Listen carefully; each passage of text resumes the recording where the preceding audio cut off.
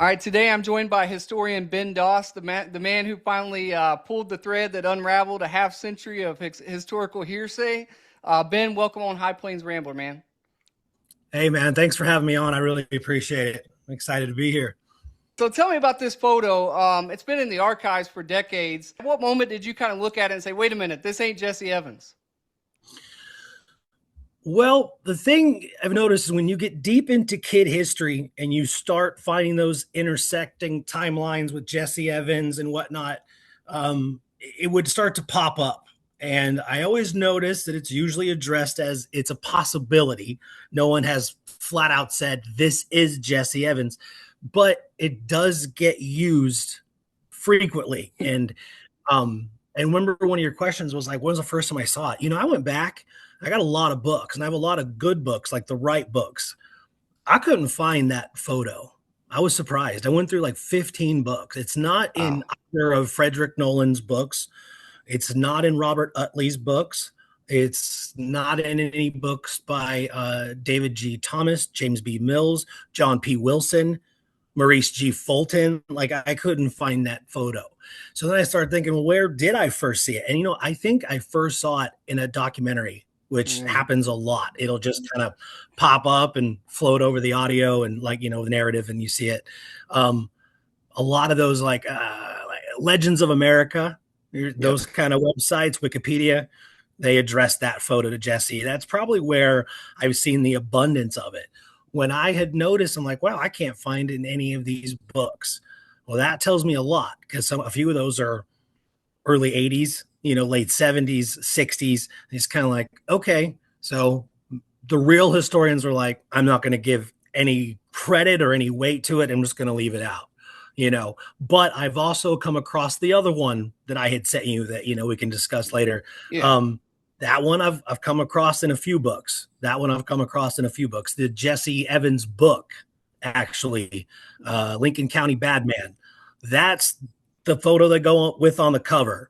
And on the inside, they've got the full photo and it says, alleged photo of Jesse. So everything is going to be alleged. There is nothing other than a full description of him when he entered Huntsville prison, in Texas. They've got a full description of his weight, scars, everything.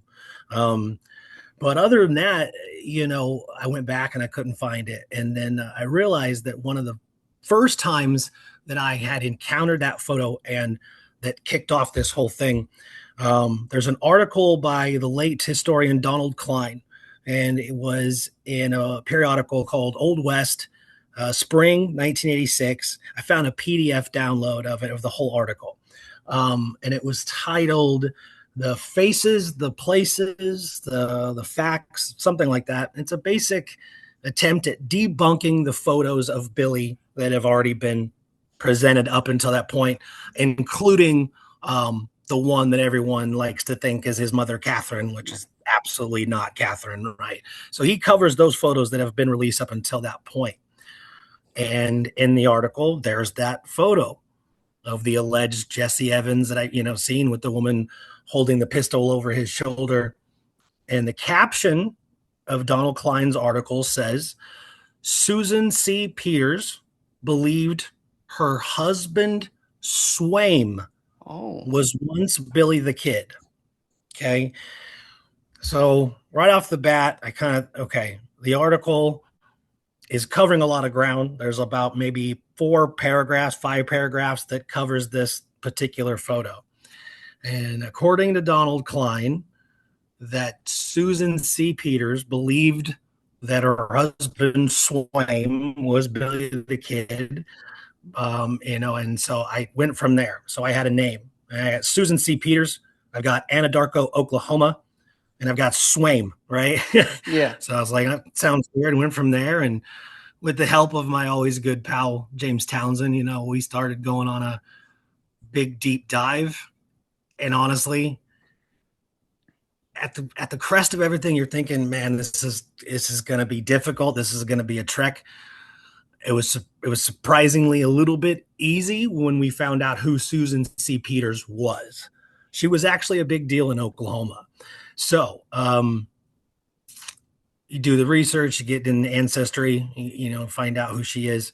And then you find out she was married 3 times to a man named John Swain, a man named James Peters, and a man named Oscar Schaefer. And so I saw the John Swain, and that's how it started. And it just little breadcrumbs from there. You know what I mean? Yeah. And we'll go into other stuff, but that's how it originally started. I remember that I started thinking, so when I saw that PDF, when I first downloaded that, that was one of the first times I started. That was one of the first times I'd ever seen that photo apparently attributed to Billy the Kid. Yeah. And the story that Donald Klein put in there was very odd. It's very odd. I don't find it to be true.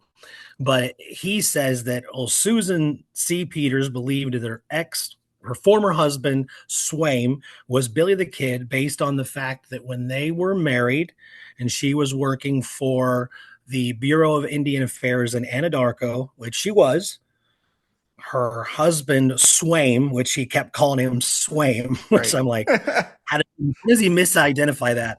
So Swain is talking to a gentleman who her husband introduces as Fred T.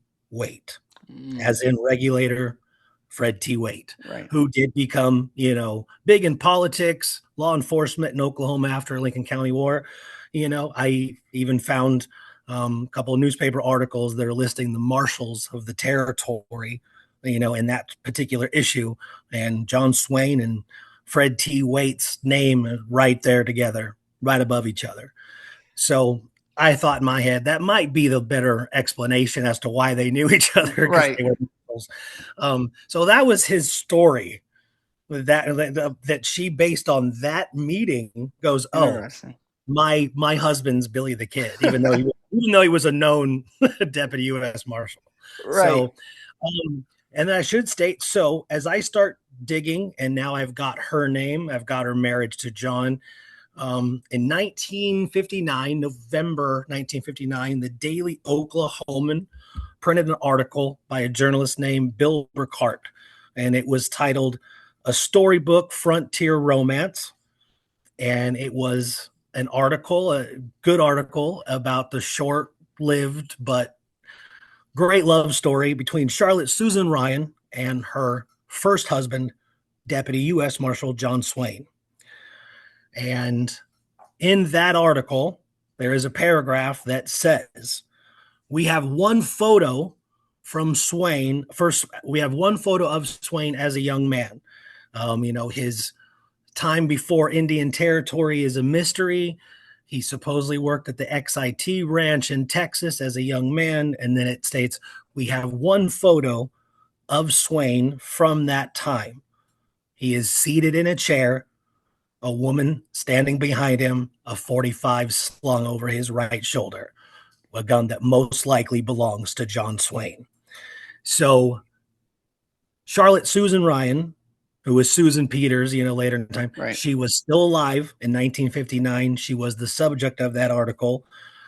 She lived to be 91 years old, and she had that photo in her possession. So to find something as early as 1959 that states something like that, I was off and running. I got to admit, I wish I had more information. As a purist, when it comes to history, I know that's not quite enough. I do understand. I've had that already questioned, and I do understand. I don't know exactly the year it was taken. I don't know the location. I mean, his history as a young man is very mysterious. I mean, his bio on the U.S. Marshal website doesn't add up. It just doesn't. There's no records to even match anything they've said. Born in Missouri, nothing adds that.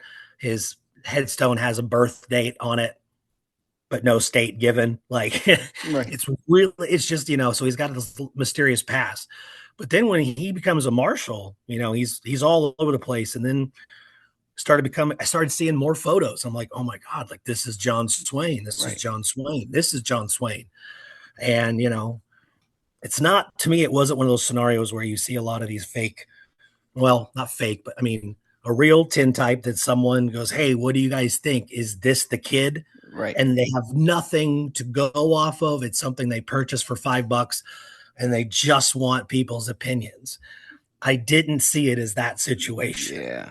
Like I looked at that young photo and I cropped it down, and then I'm cropping these photos and I'm staring, I'm like, man, like that's gotta be the same guy. It was just so like right in my face. And then, the path just opened. The path opened. Yeah. And then, I mean, next thing you know, it's 3-4 months down the road. And, I've got a lot of his U.S. Marshal history. I'm finding all kinds of articles about him and her and how important they were to the Purcell community in Oklahoma and, things like that. And yeah. And then the article came to fruition and Yeah, I mean that's the irony of it all. You start out on this hunt trying to figure out if this photo is Jesse Evans, and then it turns out to be a guy who might be even more interesting than Jesse Evans when you really look at all the stuff he did. I mean, before he was a lawman, he was in Judge Parker's courtroom, right, as a yeah, defendant. absolutely.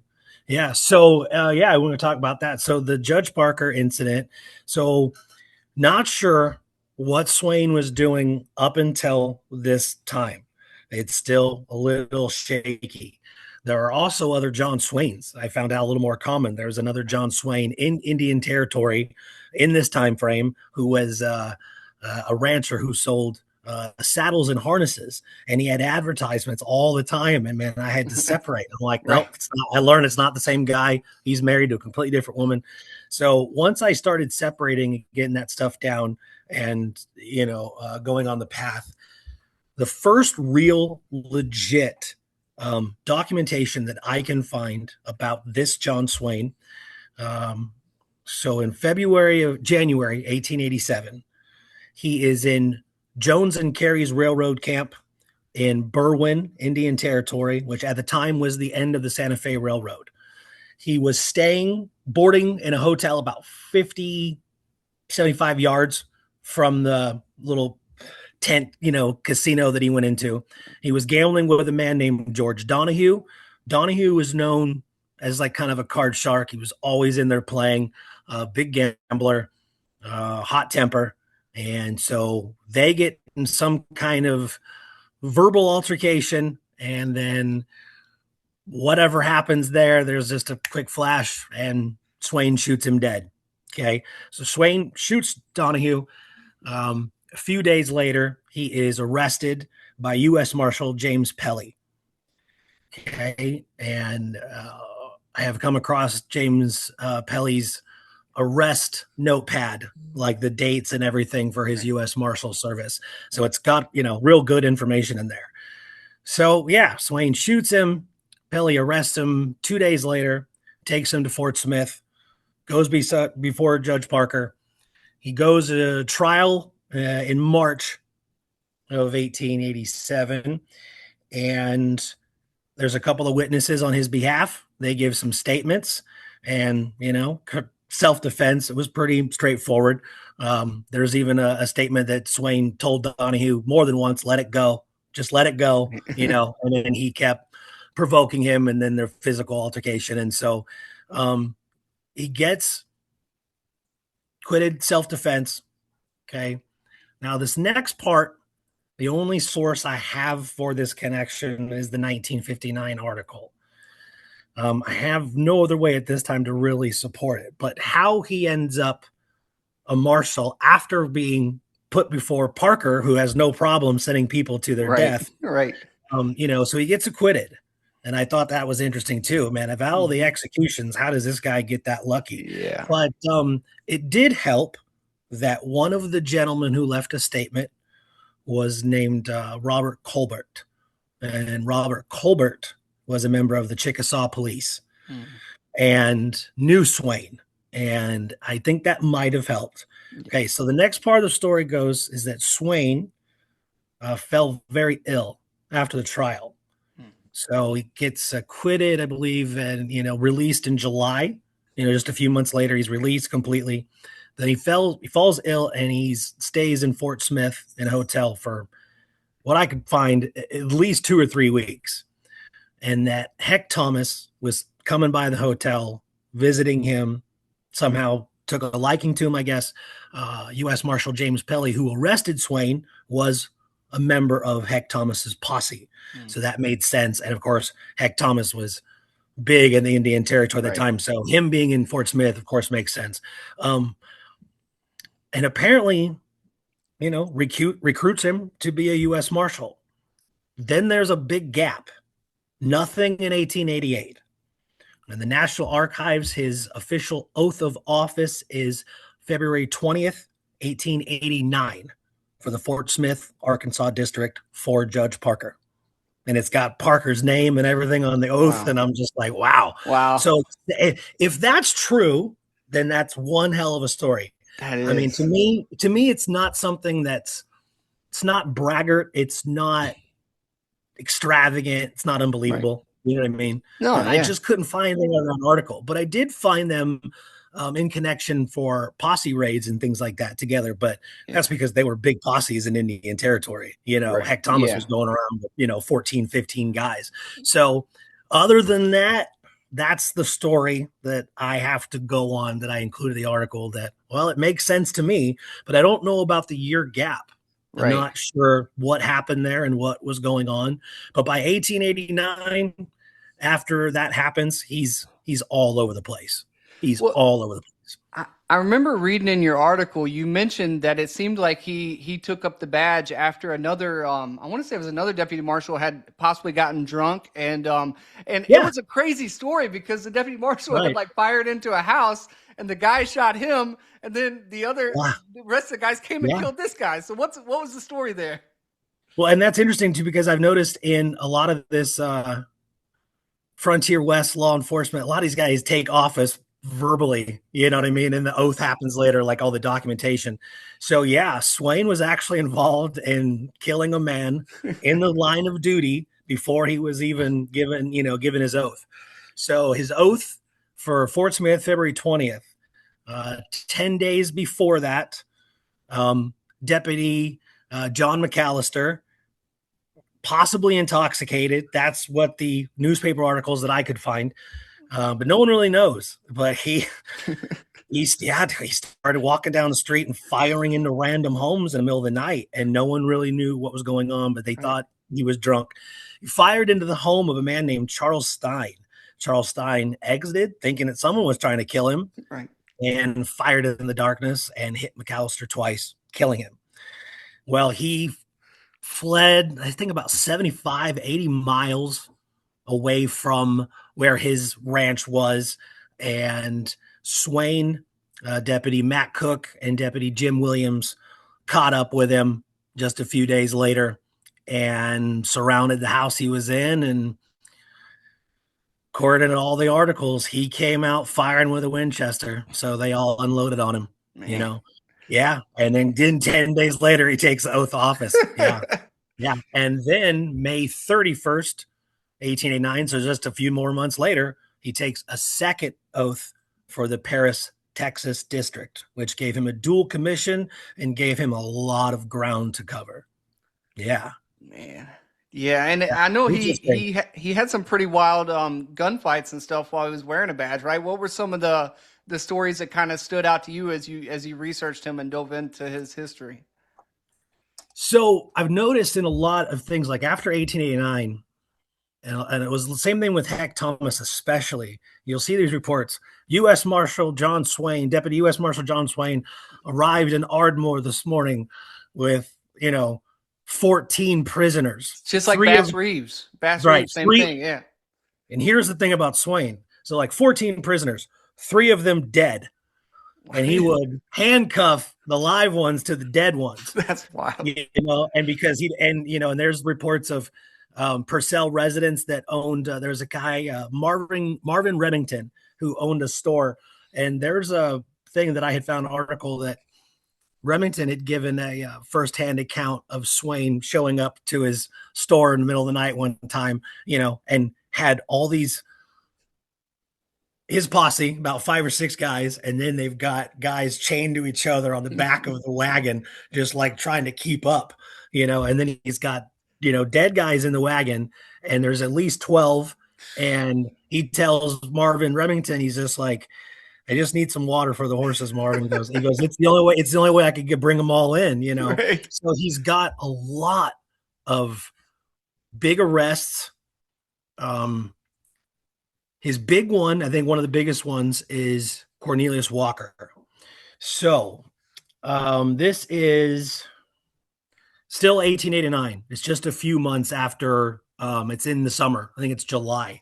So July 1889, they hunt down Cornelius Walker in Indian Territory. He was a black horse thief and was wanted for the killing of Deputy Ed Stockton, I believe. But big horse thief, cattle thief, was wanted everywhere, had warrants.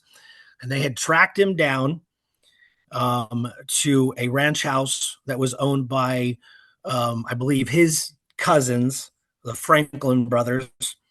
And when they arrive, Deputy Jim Williams knocks on the door. A woman answers and says there's nobody else here. But Williams reports apparently seeing movement behind her. He shoves his way in, but shoves in, and he's got his Winchester like kind of hanging down in his hand. And he's walking down this hall. Cornelius Walker emerges from a hallway very quickly, shoots him once in the chest, kills him. The door is still open. Swain and Cook are on the porch. He fires at them and tries to exit out the back, and John Swain shoots him 8 times. Yeah. Shoots him 8 times. Any chances. Wow. There's another, I know those kind of reports do get extravagant. There's another report of the exact same incident that said that Swain shot him 13 times.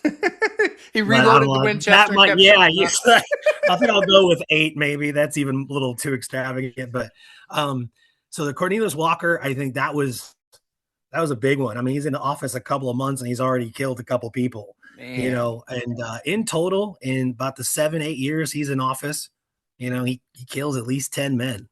He does not have an issue.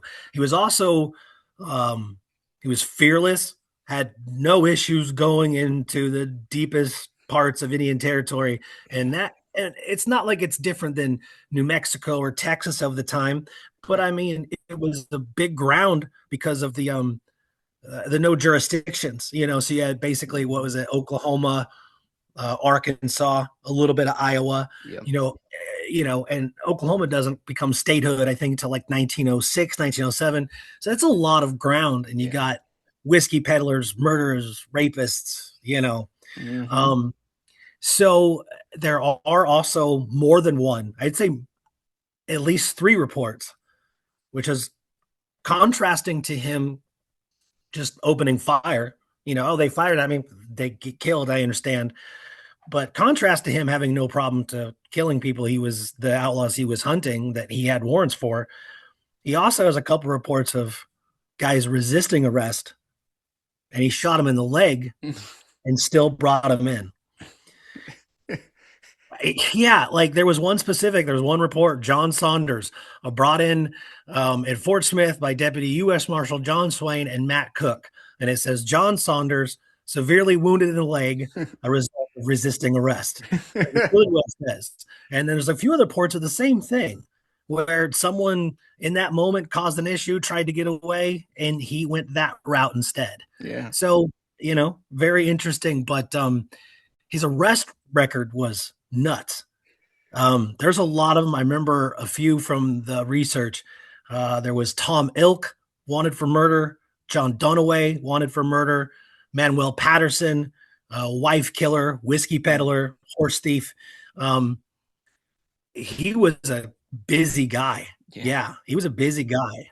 He shows up quite a bit, you know, and even just arrests in general. But the gunfights and the guys that he shot down, each one all the reports seem to kind of match up, right. You know, not like his hands were up and, you know, there was no gun, you know, right. It's not like kind of like media today. Like he came out, the report is, you know, he fired upon us and, you know, he gets shot down. But it seems like he didn't have any problem with quickly going to that route. And I thought that was interesting. But then as his career goes on, then you see these other, well, I'll shoot him in the leg and I'll chain him to the wagon and I'll Right. take him in. So I want to say that it's, oh man, I think he cared about being a lawman. I Yeah. think it was clear. I've also learned a lot about how marshals are paid during that time, especially deputy U.S. marshals. And it's mainly for the arrests and the travel time. That's Yeah. really how they got paid. And so, hey, if that's the more ground he covered, the more arrests he made was how he made his money. You know, um, he simultaneously was also ranching in Purcell, had a Mhm. ranch there within town that he kept in, I think it's about 1893, and then he moved a little further down the Canadian River, you know. So I mean, he wanted to be everything I've learned, and like, I'm trying to think, like, would he had stayed a lawman for a longer period of time if what had happened not had happened to him? Right. And, um, was the ranching life, was that, you see that a lot. It's vice Yeah. versa, right? Outlaws become ranchers become outlaws, or lawmen. And I was trying to see it like, I think that was his goal.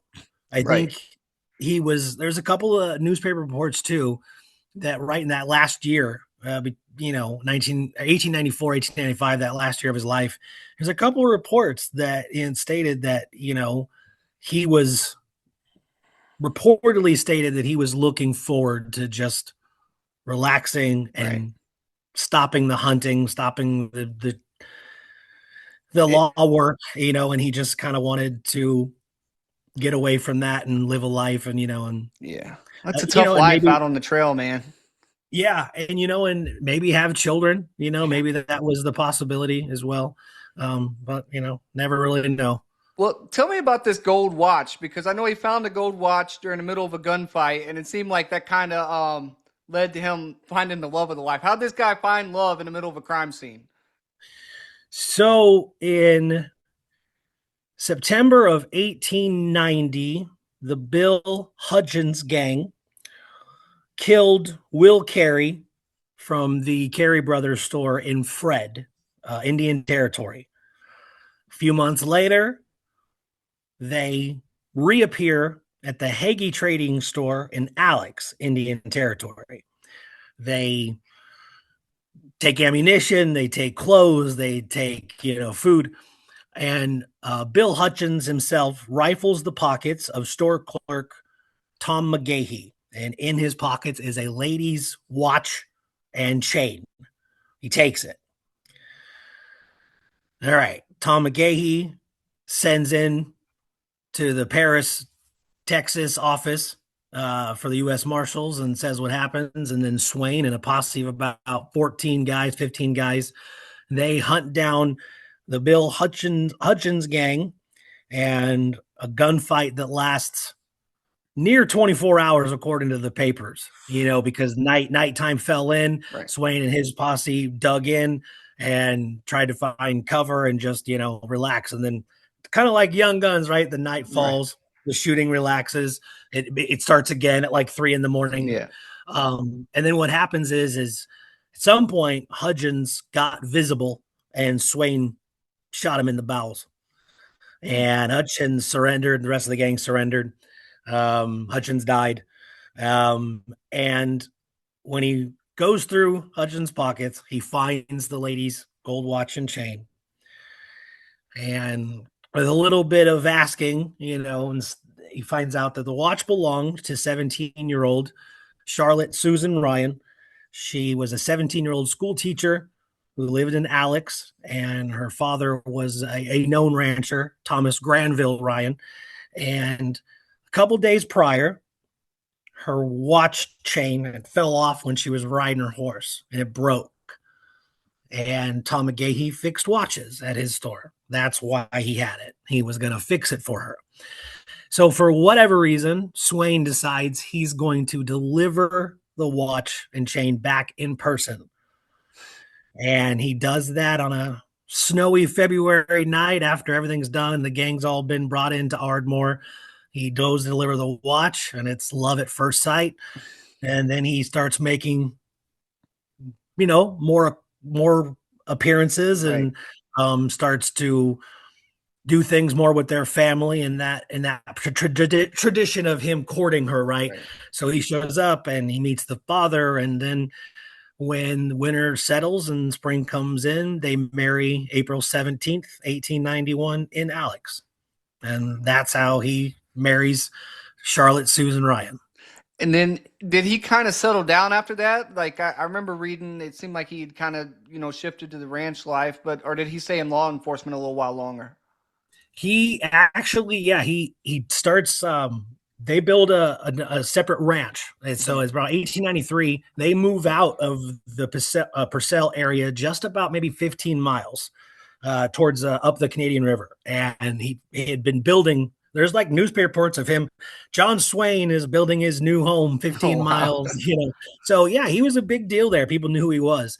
And so once that's completed, and he's away from Purcell, I do notice that the arrests and the more time at the ranch is not as even, right? He's with the Right. ranch a little bit more. He also ends up in 1894. He opens up a butcher shop with his father-in-law, Tom Ryan, Hmm. and it's on Canadian Avenue. And there's even an article that covers the building location and what it was beforehand. And Thomas Ryan purchased it, and they're going to put a butcher shop there. Right. So you could see this transition into a little bit more normal married life. She got her job working at the Bureau of Indian Affairs. And so, yeah, they had that kind of life after the marriage. He's still like 1892, 1893. He's still in papers, a lot, bringing in people into Fort Yeah. Smith, into Texas. But then it does start to decrease quite a bit, especially 1894. Right. And I remember you First, sent me an article of a couple of pretty famous outlaws looking for him. He just happened to not be home one day. Is that right? yeah, it was just one article that I found from 1894 that states that, who was it? George Dalton. Thorne, Yeah. George Thorne, and one of the Daltons, where they were recognized as George Thorne and one of the Daltons, had showed up to his ranch house looking for him. And that would stem from him about 6 months before that, maybe 6 months, 8 months. He had some warrants for a couple of Dalton gang members, and he tracked them. And I can't remember if he killed them. I don't believe so, because I think the Dalton situation is all well tied up. Right. But I believe he arrested one of the Dalton members at a time, or had a gunfight with one of them. But there was a report, and in my mind, I'm like, okay, so these months later, somebody shows up and it's a member of the Dalton, two members of the Dalton gang. I Right. just made that correlation. It's like, dude, he's a lawman and he's killed Yeah. outlaws, and so that was interesting too. But I didn't find anything else other than just that one piece. But Yeah. it literally says that they went to the home of Deputy U.S. Marshal John Swain with in order to kill him. He just wasn't there. Yeah. Wild stuff. And now he kind of ended up dying pretty young in a gunfight, right? Man, almost like a Hollywood script written gunfight. It's pretty crazy. So January 4th, 1895. That's another discrepancy I found, because even my article I put January 9th is when he dies, because everything, his find a grave, every newspaper report, well, good old James Townsend, he's like, I found one, just one. He's like, it's January 4th, and it says Deputy U.S. Marshal John Swain was killed today. Wow. So he was killed on the 4th, but seemingly most of the articles started coming out around the 8th and the 9th. Okay. So I even got that wrong in the article. And then James found it afterwards. He's like, dude, he died on the 4th, Wow. you know? So, okay. So he is coming home to his ranch. So the ranch is 15 miles, outside Purcell. He's about 12 miles or so from the ranch, and he's with his father-in-law, Thomas Ryan. They're on horseback. They encounter a man named Garl Vincent. And I had to read that so many times. Not Carl, Right. Garl, right, with a G. So Garl Vincent and his 22-year-old son Charlie in there in a wagon. Now, what happens next? According to Charlie, according to Mr. Ryan, it's pretty close to the same. So Garl Vincent and John Swain had some serious land disputes the year prior. Something that was very deep rooted. There was a lot to it. I even found some official paperwork, documentation from the lawsuit and all this other crap. I just couldn't fit it in the article because of the limited word space. Right. So I was like, I'll do something else and try to include this whole thing with this land deal that went kind of sour. And that's what it stemmed from. Okay.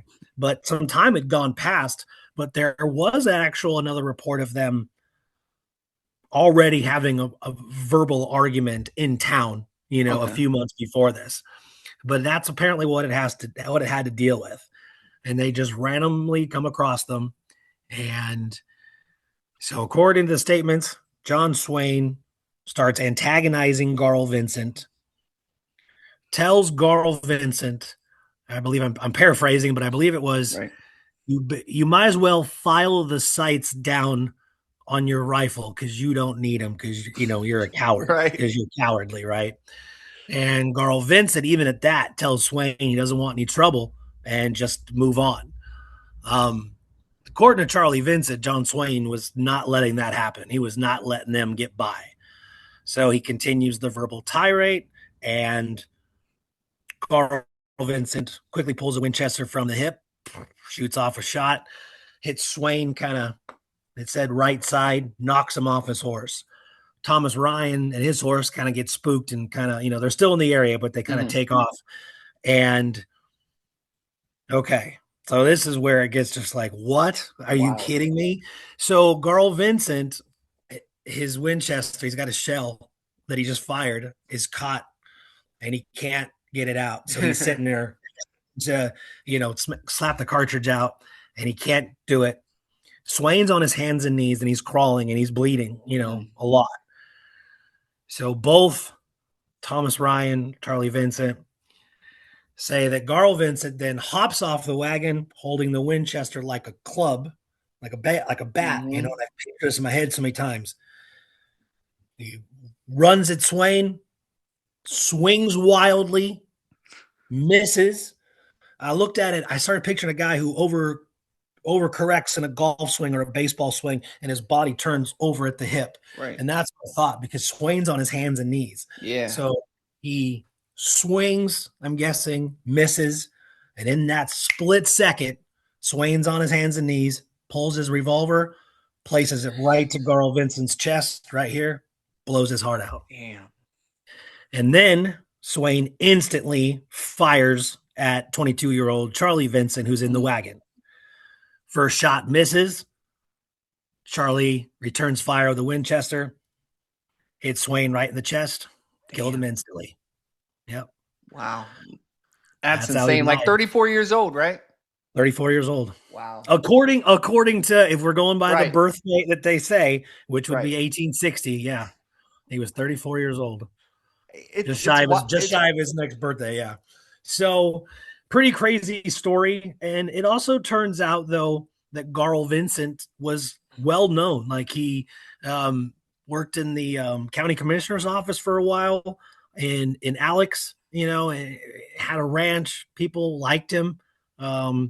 When he was buried, there was an article about his funeral and his burial, and a lot of people were there. And, then there was articles saying, well, the people of this territory aren't too surprised at the killing of Deputy or ex-Deputy John Swain because his deputy status had ended just like, I think, 2 months before this happened. Yeah. There's a couple of odd stories, too, apparently, about why he was no longer a U.S. Marshal. I've come to the conclusion that it's just he was done and he was no longer, interested. He wanted to do, continue with Susie and do that ranch life. He's got the butcher shop. But then there was a research project in the 1930s, the Oklahoma Historical Society, and it's called the Indian Pioneer Papers, right? And they interview a lot of residents important historical figures from that time that were still alive, especially Indian Territory. And they interview a former deputy U.S. Marshal who was operated out of Paul's Valley, Indian Territory, same area that Fred T. Waite was in. And his name was Earl Scribner. According to Earl Scribner, in this interview that he gives for this Historical Society research project in 1937, is that John Swain lost his status as a deputy marshal, according to Scribner, because Scribner found out that John Swain was, while he was a marshal, was simultaneously a cattle rustler in Texas. Wow. According to Scribner. Right. I have never come across anything else that solidifies this, but that's what he says. Yeah. But he doesn't say it till 1937. Right. And he goes, and he clearly right there. He says, "I got the evidence against him, brought it to the court in Paris, and they took his deputy status away. They revoked him. But I've never seen anything at all that backs that up. Just his words." So very interesting. And now I'm, as the research continues, I'm like, okay, did Scribner and Swain have some kind of issue with each other at that time that they were deputy U.S. Marshals? It makes me wonder. Right. So I, keep digging there. But yeah, man, after I read that, I'm like, okay, so was he really an outlaw? Is this why the photo started getting pushed around on the internet? Is, oh, maybe he's Jesse Evans? And I've gotten that question already. People like, hey, man, you're not sure where he was in the early 1880s, right? Right. Jesse Tapes, 1883, 1882. Nobody knows where Jesse is. This guy shows up 5 years later. Maybe it's Jesse Evans. That's interesting. A few times it is. I understand where the thought process would go. I totally get it. But so I'm still really finding, like you said, those threads. It's just more and more.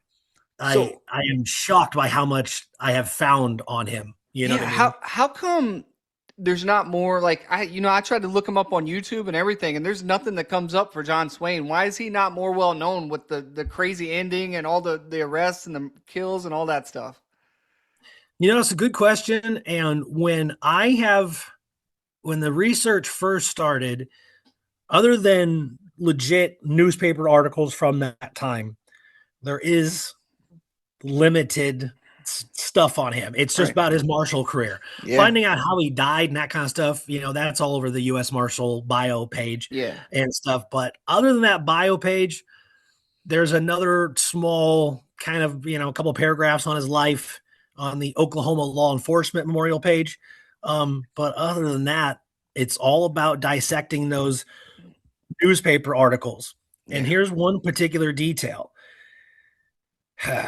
Okay. On his U.S. Marshal website, because I had a lot of people that had, pointed this out. If you go here on his website, on the U.S. Marshal, it says born in Missouri, went from there to Tennessee. And I go, yeah, that information, they literally took word for word, verbatim, from the Purcell Register from January 9th, 1895, after he was killed. Oh. So if that information was available in, a couple of days after he died, it would make sense to me that it either came from his wife, right? Right. Maybe it came from his partner, Deputy Matt Cook. Not sure. But then I realized, okay, so the Marshal website, the bio there, it's not well researched. It's not something that they're really sure of. Right. Right. It comes verbatim from that article. And it literally says, born in Missouri, went from there to Tennessee, and arrived in Indian Territory, 1887 in Berwyn. So I tried every route, Missouri route. There's nothing. And even though, like I was telling you before, we were talking, his headstone has a birth date, no state given. Yeah. So October 11th, 1860 is what that says. When you have an exact birth date, better chance of finding a birth record or something that connects. I found some John Swains, because there's a lot of John Swains, more than I really wanted to deal with. But again, closest I found was a John Swain born can't remember the city, but he was born in Missouri. It said 1861. The month wasn't correct. And then that guy, it was easy to track. Like, yeah, he lived till like 1927 or something like that. And I'm like, so it is important to me to find out that adolescent beginning. I would love to know where that photo was taken. I wholeheartedly believe that it's him. Yeah. I mean, I have shared it. I was expecting more people to go, I don't know. Like, I don't see it in the face. And I understand, because the young one, he's young. I Yeah. would not say he's older than 18 years old. Right. And then in the other older ones, his U.S. Marshal photo, the marriage photo, he's got that big burly mustache, Yeah.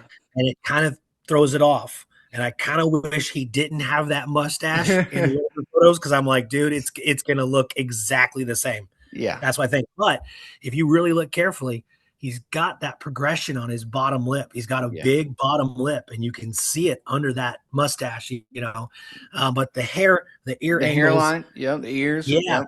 everything. It's like, to me, when they came up side by side, I'm like, you've got to be kidding me, Yeah. So Even the I'm way they still, fold their hands, if you look in the picture, the yeah, exact same way. Yeah, it was interesting. yeah, I noticed that too.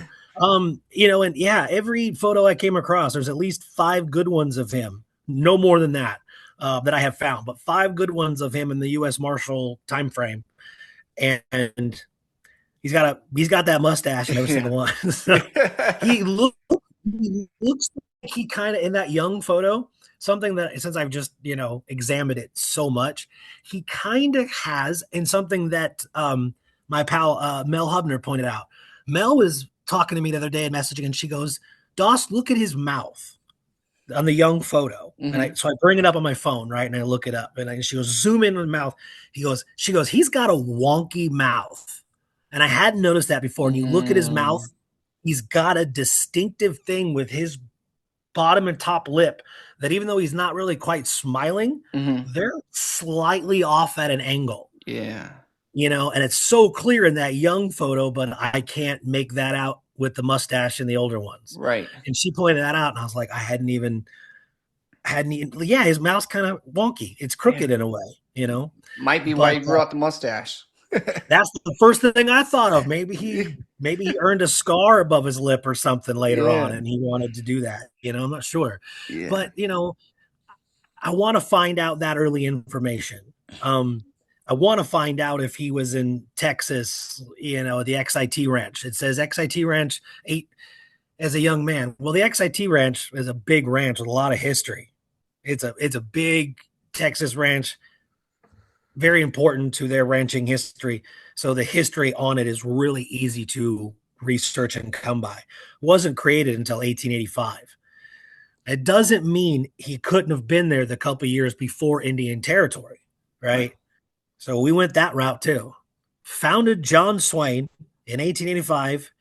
I believe it said it might have been Benton, Texas. I'm not sure, but I don't know who he was. He wasn't an outlaw, but he got in some kind of altercation with another guy, and John Swain, the headline said, John Swain and father kill, whoever this guy was. And I'm like, James Townsend sent this to me. He's like, dude, this might be him. And I'm like, well, how does he have a dad all of a sudden? Right. Like, where's the dad?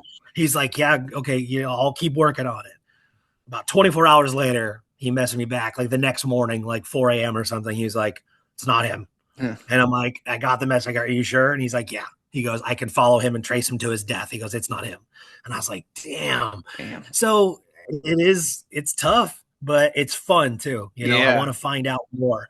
I'm also under the impression, I've always learned this from reading history and researching, that the U.S. Marshals had, a pad that they wrote arrests, everything. It was how we were able to find John Swain's arrest record from when he killed George Donahue. Right. Because U.S. Marshal James Pelly had all this arrest, it was turned into a document, and we were able to, find the whole file. I'm kind of hoping that somewhere out there online in an archive somewhere, that maybe John Swain's arrest book Right. something by him that's involved um, with his service with them. No such luck, but I feel like it exists. Yeah. I feel like something like that would exist, and mainly because there was a lot of U.S. Marshals that did that. Yeah. I'm not saying it was required, but I think they had to keep track of the territories that where they were going to and what locations Yeah. and stuff. So that's an assumption on my part that something like that exists, but I feel like it does. Um, uh, as far as that early life, if I can't find anything, then I'll kind of continue with just what I know. But I really would like to figure it out.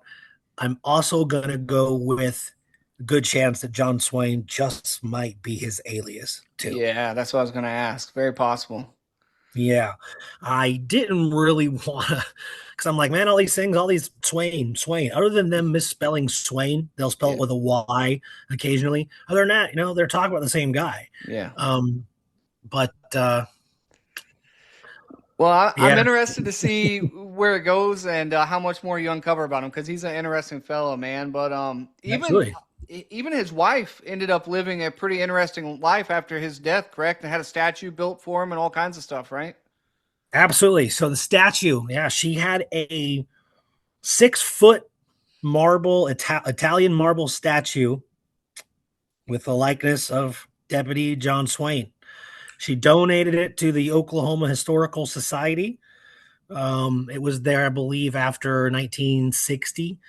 And then in 1988, the Smithsonian Institute had a big Marshall's exhibit, and they asked to use Swain's statue. It was moved over the Smithsonian Institute, and as far as I've been able to tell, for what I researched, it kind of seems to end there. It seems like it stayed at the Smithsonian Institute and it's still there. But yeah, there's photos of the statue that are in the article. There's a couple online, which you got to really know how to find them. It's pretty distinct. So yeah, she had that done. She was married. Susie was married twice more, which I find interesting because this is another thing that I'm going to research this path because it's just crazy. So she's married twice more. Okay. So John Swain killed 1895. She marries a guy named Jim Peters in 1901. In 1906, Jim Peters is accidentally shot and killed by his friend and the chief of Ardmore Police, Thomas Buck Garrett. Whether Buck Garrett, the internet says that Buck Garrett is Pat Garrett's nephew. Wow. I know a lot about Pat Garrett. I have never found anything that quite connects that. The age timeline doesn't seem quite right. But according to the internet, Thomas Buck Garrett was his nephew. But Buck Garrett was a big lawman in his own right, and he was in Indian Territory for quite a few years. So what happened? They were at some social gathering, and it was like a dance hall. And there was a drunk cowboy just in there, drunk and being a menace and smashing stuff. And when the chief of police is like, well, I better, do something about it, and tries to encounter the cowboy, they get into a physical fight, and the assailant tries to stab Buck Garrett. Buck Garrett pulls his gun while they are like physically fighting, right? His gun goes off, and he shoots James Peters in the abdomen. Oh, man. Right? Yep. He dies the next day. Then she marries a guy named Oscar Schaefer. I believe it was around 1910, 1911.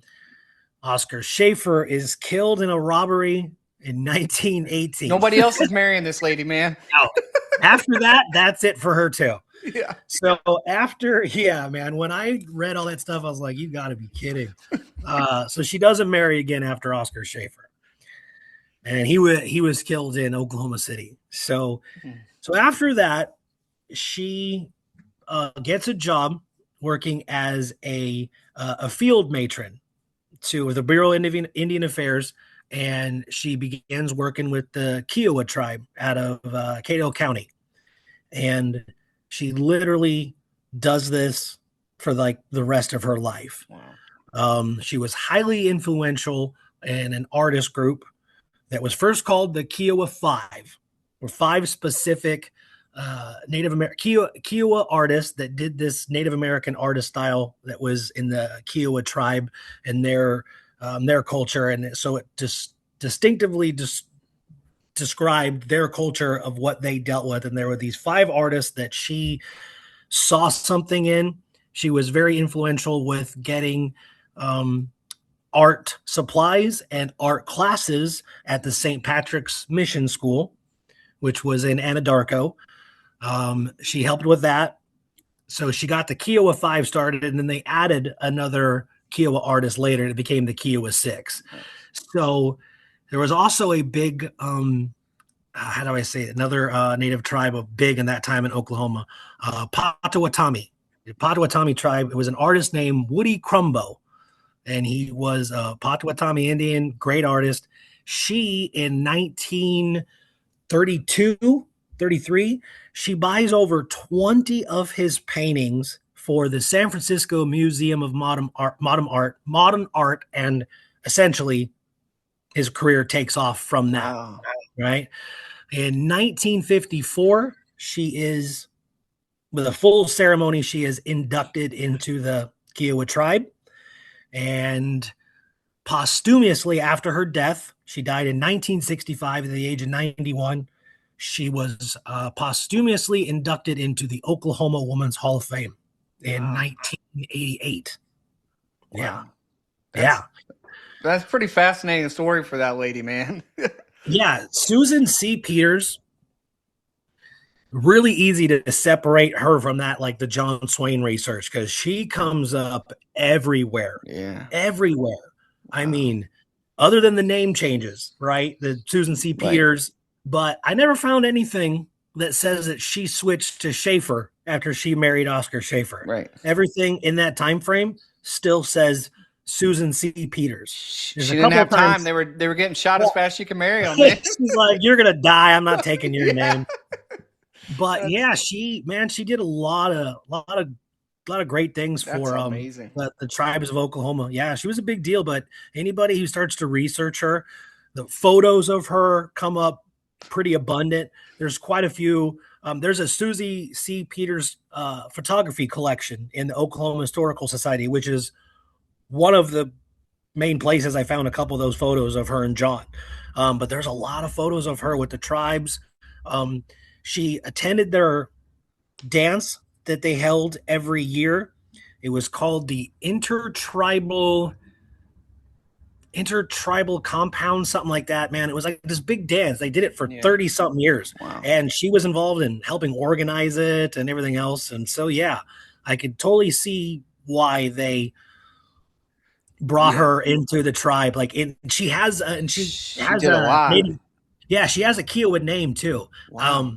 I can't remember what it was. I have it written down, but it's on her gravestone. Wow. It'll say her name, and then below it in parentheses, it has her Kiowa name. That's awesome. That's awesome. And you can find, I've got it somewhere, but it's in the article, but it's like one of those, it means something like, like blessed soul, something. I can't remember. That's one thing I wasn't prepared for. If that came in my head, I'm like, she's got a Kiowa name, and they put it right on her gravestone. I just couldn't remember what it was, but she was a big deal. Yeah, she was a big deal to them. That's awesome. Well, kind of circling back to Jessie, because I think we kind of covered everything with that first photo. And just to clarify, Susan is not the lady in the original photo, right? That was before he had met her, all that stuff.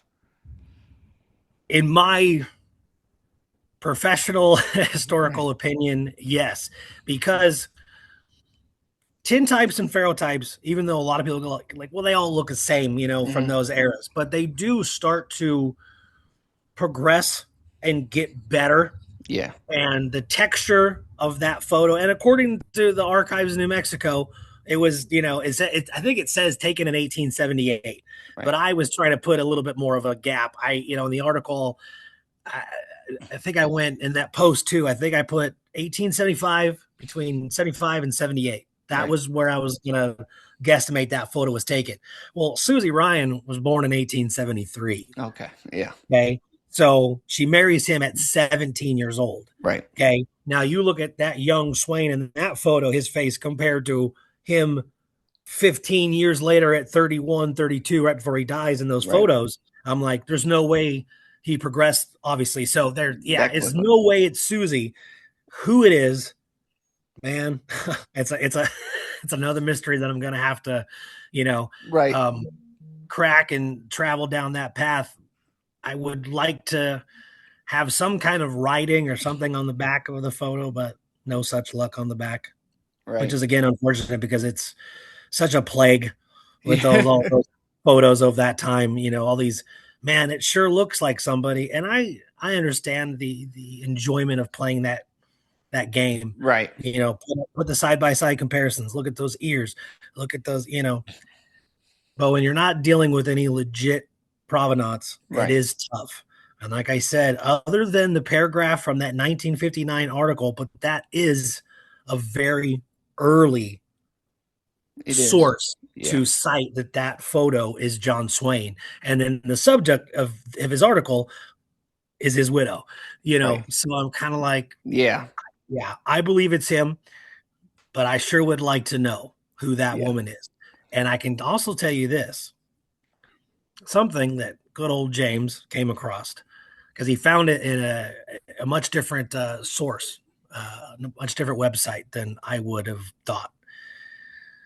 He had messaged me literally, I think, a couple days after he read the article. And he was like, in your article, you said that he was supposedly married before Susan to a woman Right. named Annie Morris and that she supposedly died like a year later. And I said, yeah, dude, I can't find anything to support the marriage, her death, anything. And that came from that 1959 article.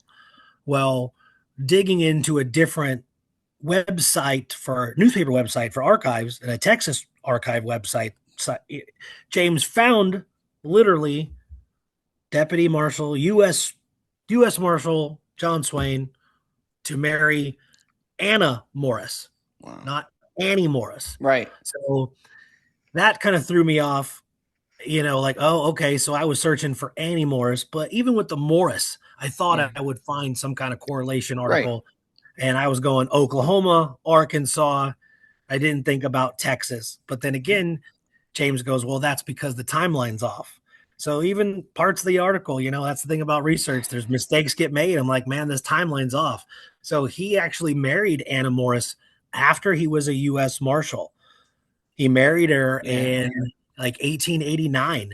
So I was like, oh, I'm on the impression he married her before he killed George Right. Donahue in 1887.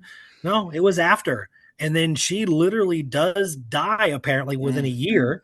And that one article in 1959 says that she died from a lung disease. Well, I'd imagine it was tuberculosis is my Right. best bet. It doesn't specify. But James finding that article was literally the only thing that connects him to marrying Anna Morris. Oh. So, but if still though, he married her in 1889, there's no way that's him in 1889. He's a teenager. So again, It's true. I don't think it's his first wife either. He's too young. There's too much of a difference. His hairline has to kind of start disappearing, and so that takes some years. And so, and then he wears his hat. I would imagine he wears a hat. He doesn't have a hat on in the photos, but I start looking at the photo when he's married, his marriage photo to Susie. They're sitting there and she's, leaning up like that next to his shoulder. And I'm like, man, his ears stick out even more than that young photo. And I always assume when you see that in those Old West photos, cowboys wearing their hats down further and it mushes their ears because his ears, even though they're still big, the angle changed quite a bit. And I'm like, that's got to be from years of ranching and being a U.S. Marshal and keeping the sun out of your eyes, because those ears stick out a lot more. So to me, the progression is definitely there in the photo, but I would like to have more provenance that solidifies it. Like if I could find out where it was taken, man, that'd be great. But Yeah. Well, I see it. I'm with you, man. But you mentioned the second photo that has been tied to Jesse Evans, the one that was in the book and everything. So what can you tell us about that one? So as far as I remember, there are two books strictly about Jesse Evans. One is by an author named Ed Bartholomew, and it's called Jesse Evans, the Texas Hide Burner. came out in 1956, 1957. And there's another book called Jesse Evans, Lincoln County Badman by James Powell and Jerry McCrite. Good book, a lot of good photos. So the Lincoln County Badman book has a photo on the cover, and it's blued out because the cover's blue, but you see this photo. And in the book, they use that photo.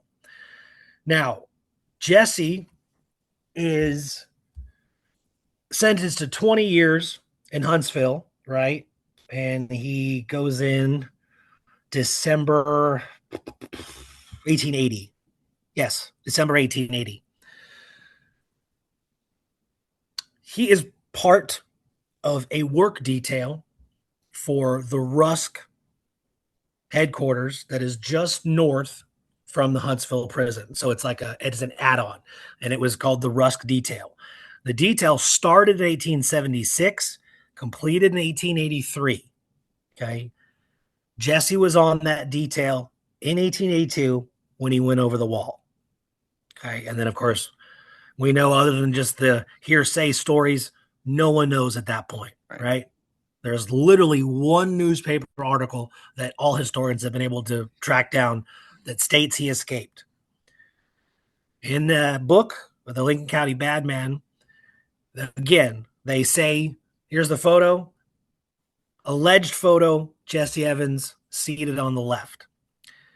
Now, the story that goes with this photo, I've never seen any proof, because they just say alleged photo. But the fact they put it on the cover and they used it in the book, that apparently these three men in that photo that I showed you were part of the Rusk work detail. Now, I've never seen anything that even states that those men are prisoners, because they're stated as unidentified males, right? Also, I sent you that photo. I've looked at it so much. The black gentleman sitting to the right of the alleged Jesse Evans, he's got a nice gold pinky ring on. That don't make a whole lot of sense to me. So it doesn't make sense to me like, oh, they took the photo after the detail was done. No, because he escaped. So, so the story that goes with it anyway is that those three men in that were part of the Rusk detail, which he was on. While that does lend a little bit more credence, going, that's interesting, you know, it raises your eyebrows. Something about that photo bothers me just as much. Is nothing to compare it to a photo of Jesse with provenance to go, like Billy going, okay, let's look at this one. And, you know, that's how it works. Everyone does that. So it's usually just suggestions, you know, internet persuasion. Someone reads a comment thread, you know, they watch a documentary and they see that photo pop up of the guy sitting in the chair with the woman with the 45, and it overlaps the narrative of Jesse Evans' life. That's usually how you see it. And I think that just becomes, you know, the go-to photo. It's used a lot. Now, this other photo of the three guys that were supposedly part of that detail, I've seen it used in a few other books, and same thing, you know, alleged photo of Jesse Evans. If those guys were on a work detail in a prison, something about that photo just doesn't right. Because the alleged Jesse Evans in that photo, his hair is also combed very neatly. That bothers me too. Yeah. Something about it is off. So again, no one is saying, the authors of that book do not say this is Jesse Evans. But I think that they thought it had a little bit more weight to at least use as a possibility, you know, because what are you going to put on the cover? You know, they wanted to put something. So I understand why the authors of that Lincoln County Badman book went with that. But even in that book, that young Swain photo, or the young Swain photo, is not included as a possible photo of Jesse Evans. So when you have continuous authors and historians who are like, no, we're not going to use that, makes me just really think that it was internet persuasion. That's what I was about to say. Yeah, just the constant pull and push of podcasts, articles, you know, anything. And, you know, and you got to admit, it is a pretty damn cool photo too. Oh, yeah. It's such a cool outlaw photo, because you look at it going, why is she carrying the gun? Right. Right? It's wild. Like, right. And he is just like proud, like almost like, dude, she's got a gun, and he looks serious, or at least he's trying to look serious. And while that is very common of that time, he could have just been a young, cowboy at the time. Maybe he was trying to start ranching at that time. I'm not sure, but there's something about Swain after he becomes a U.S. Marshal, and granted, he is a U.S. Marshal, but the willingness to kill. Yeah. I just started wondering, maybe Swain is legitimately an alias, and unless I find something that correlates to another name, I'm never going to know. Yeah. I'm just never going to know. And with how many John Swains there were out there, Texas, Arkansas, Oklahoma, Iowa, they were all over the place. That really surprised me. So it makes it more difficult. So as far as that photo that I had sent you with the three guys, that's the story that goes with the photo, that they're supposedly inmates who worked on that Russ detail with Jessie. So was Jessie part of the photo? Is the hearsay detail like, okay, could that be him if these guys were on a detail? I don't buy it that they were inmates on a Rusk detail. Right. There's something about that photo that just seems, not right. It's almost like they look like they're like teenage school guys in there, Right. maybe like 20 years old, and maybe they occasionally like box or something. Like I didn't look at the photo as these guys were inmates or outlaws or rustlers. I didn't get that impression from that photo at all. Do you think at this point we'll ever be able to put a face to Jessie, or you think that ship's kind of sailed by now?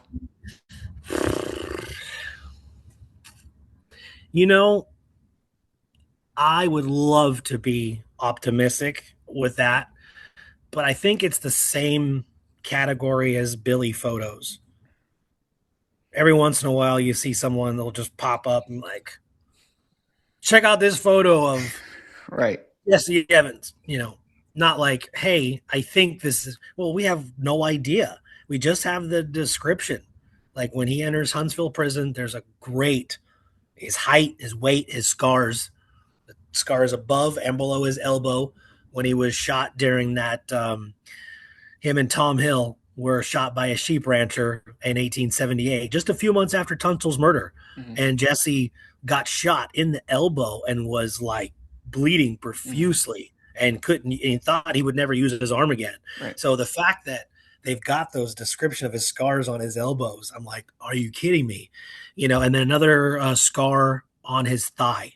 I think it was his left thigh. Eyes gray. Hair color was, I think it said sandy brown, I think it was, but it's got a full description of him. And that is the only thing I've ever seen that you could go, that's what Jesse Evans looks like.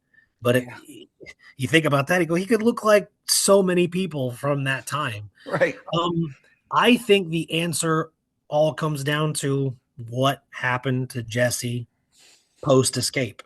Yeah. And I will mention that in Ed Bartholomew's book, Jesse Evans, the Texas hide burner, along with him and another historian by the name of Caldwell. Great, I can't remember his first name. Caldwell has done a few books about Lincoln County war history. Supposedly, former U.S. Marshal James Gillette, in 1927 or something like that, he was working out at Fort Davis, and I've never seen this. I've never seen a photocopy of the report. But both Ed Bartholomew in his book and that historian that I can't remember his first name, Caldwell, have it in his book, that Gillette wrote a report in 1927 to whoever. Like, I don't even know who the report's to. They don't even specify that it's him clearing up some misconceptions about certain outlaws from Texas specifically. And in this supposed report, James Gillette writes that Jesse Evans was killed during the escape. The one article that, well, why would they have an issue reporting that he was killed? And if he was killed during the escape from the state prison. Well, the state officials in Texas were unaware he was killed because they were still looking for him with a warrant in 1886. So I don't know whether or not he was actually killed. To me, and I understand paperwork back then was, I mean, it's ridiculous. Yeah. It's so bad, right? Everything happens months later, and you're like, wait a minute, Bob Ollinger from Billy the Kid history, who got killed by Billy when he was escaping. He was like a deputy U.S. Marshal months before he took his oath. So like with Swain, Right. he was already doing things. He was already actively involved. So whether I believe that report, not necessarily. James and I have talked about it. I said, there's something fishy. I said, yeah, who's the report to? I said, right, there's no name of who he report this, who he sent it to. It was a letter, it just 1920 something. I think it was 1927. James Gillette wrote this report that Jesse Evans of Lincoln County war fame, the boys, was killed during his escape in 1882. Again, never seen one thing that supports that at all. And I think that if there's a photo of Jesse, I think it would just really determine what happened to him in all those years. Yeah. But a guy like that, same question people ask about Billy. If he hadn't have died on July 14th, 1881, which he did die, what would have become of him? Could he have, right, if the conspiracies are true, right, Yeah. and Garrett let him go. Right. No, I'll shoot somebody else, bury him, you get out of here, live your life. What are the chances that a kid as reckless as he was? Great attitude, great personality, it's all there. We all know that from the regulators that have given accounts, especially the co's, but sometimes, you have to be able to understand the era and look past that and go, okay, I understand that, but look what he accomplished, look what the things he did. So it's kind of the same thing that with Billy. What would become of him? Could he have not rustled cattle? Could he have not stolen horses? I don't buy it. I think if Garrett did not kill him, he would have been dead in a couple years either way.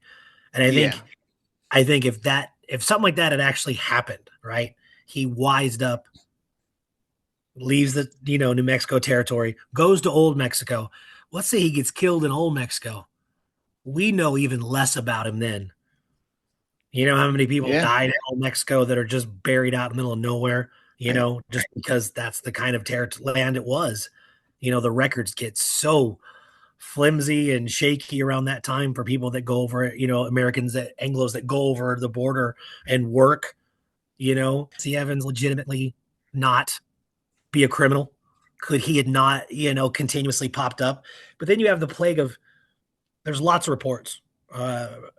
Historians Frederick Nolan, James B. Mills, everyone's covered that, and it still seems not solidified. But was Jesse Evans his real name? Who knows? There's a lot of reports that one of the aliases he used last name was George Davis. So who knows? Again, it's the alias thing, man. These guys go by different names. They go one territory over and go, guess what? I'm a lawman now. That's how easy it was, right?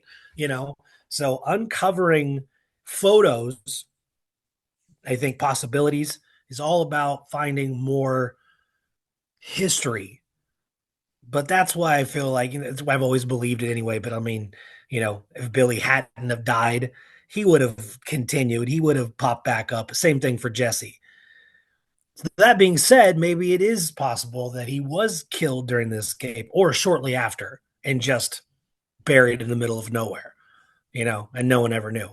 But like I said, he escaped from the state prison. If they had killed him in escape, why were they still looking for him in 1886? Why did Texas still have a warrant for him in 1886? That's a lot of years after for it to be hey, we're a little slow on the uptake with paperwork. That seems like that's like 4 years later. Right. So if he was shot during escape from a state prison, where's the documentation that would easily support it? Where can people follow your research and keep up with the stuff you got coming out and what you're working on? Man, I'm one of those guys. Like I don't have like a website or anything like that. I just do my own research at home. I've had articles in the Coalition Press and Tombstone Epitaph, Wild West History Association newsletter. I've been on podcasts in the past. Yeah. Really, I'll put up my research in the Forever West Facebook group that's run by my friend James Townsend, and then his other Billy the Kid group, The Life and Legend of Billy the Kid. Facebook, you don't think about it at first. It's a really good tool to get that information out Yeah. there because there's so many people that want to know. It's a lot of information to take in. But I cover all past. That's where my focus has always been. My expertise, so to say, is Billy the Kid and Pat Garrett history. I'm real big on Garrett. I have done quite a few things on Garrett as well. That's where my focus has been. And so in general, I was really doing Jesse Evans research, and then that's what it was. I was doing the research on Billy photos, came across that article, came across the Jesse Evans supposed photo, and then here it is saying that it's someone else in a photo, and then here's the wife, and I'm like, you got to be kidding me, So at that point, it was like, okay, everything else needs to kind of just chill right now, Yeah. and I just took that path. So I don't have like my own podcast or anything else like Right. that people can come and check me out. Just I promote my articles when I know they're going to be published, and I spend my time usually in those two groups. I used to belong to a lot more, but I realized after a couple years it's a little too much, Yeah. Yeah. because there's already enough misinformation about the kid and his history out there, and Garrett and his history, and a lot of these Facebook groups are it's just people that just want to talk and have conversations and compare opinions. The Right. problem is the other people take those opinions and they take them seriously, and then they go to other Yeah. groups. Well, this people in this group said this and said that. So after a while, I just thought it was easier to really narrow it down. So so I don't have so much coming Right. at me. And the Tombstone Epitaph is a great. I know you put some great articles there, and this great article about John Swain. People can get a subscription to Epitaph and find it there. And you guys are doing some cool things with Forever West with the new YouTube channel and all that, right? You're helping out with that team. Yeah. Me and James and Mel and yeah, James felt like it was time to start really spreading his wings, and he's got so much knowledge up in that brain. He's just is constantly working at finding those odds and ends of frontier times, and I love the stuff he finds. And that's where Forever West, how it started. He's like, I mean, it's okay if we Right. talk about some Billy stuff, but Right. I really want to start talking about all these other things that are just odd, that people have never heard of. And look at some of the stuff that he's come across. Yeah. Like I've never heard of this. And so that's been kind of inspiring me too to post some of the things that I have posted on Forever West. We're going to do an episode here soon on that outlaw Harry Tracy. But I did those posts on the Forever West. Yeah. It was kind of like I had made up a timeline of him, and typed it all out, and then did a post each time to kind of cover that timeline. The guy I had never heard of, and he died in my neck of the woods in Washington, in Creston, Washington. Dude, this guy, you'll have to go back and read some of those posts. This guy was everything that Billy wasn't. Wow. Everything that the legends of what Billy was, Right. like Harry Tracy was. I mean, not a good way though. Like Yeah. very interesting, very intriguing. A lot of information out there, easy to research, lots of photos. But man, this guy was a legit killer. He Man, was a killer. Yeah. I'm gonna Um, check that out, and I'm looking forward to the video you guys put out on that. That's gonna yeah. be awesome, man. Well, I don't want to take up too much of your time tonight, man, but I definitely want to get you back on here, and it was Sure. great doing this. Absolutely, man. I had fun.